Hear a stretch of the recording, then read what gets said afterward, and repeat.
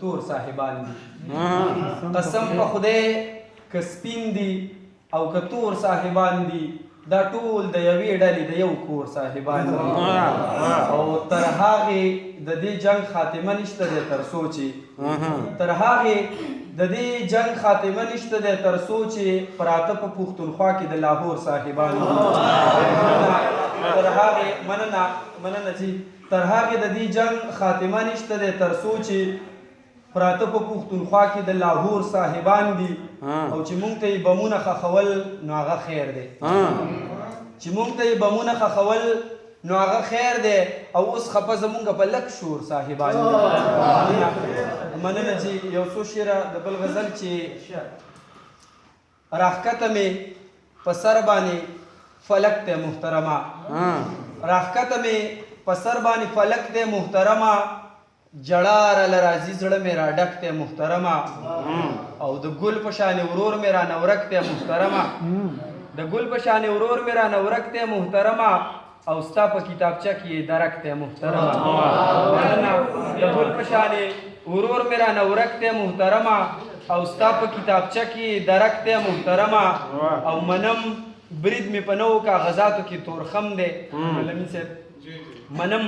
برید مې په نوو کاغذاتو کې تورخم دی خو زاړه کاغذاتو ګور اټک دی محترمه یو څو شعرونه د بل غزل بیا یو وړوکی نظم دی هغه به وایم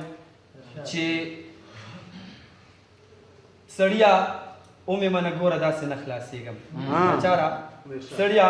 ومې منه ګوره داسې نه خلاصېږم زه اوس د دې بل شوي اوره داسې نه خلاصېږم مطلب دی دا دی چې خوله پرانیزم او چغې کمه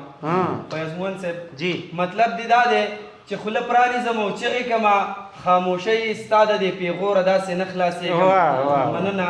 مطلب دی دا دی چې خوله پرانیزم او چغې کمه خاموشۍ ستا د دې پیغوره داسې نه خلاصېږم او د مارګلې په کنډو غني کې د یاوری که نه د مارګلې په کنډو غني کې دی اورئ که نه پښتون وطن یم د لاهوره داسې نه خلاصېږم مننه د مارګلې په کنډو غني کې دی اورئ که نه پښتون وطن یم د لاهوره داسې نه خلاصېږم او ګولۍ را پرېوته او دوه دیواله وغورځېدل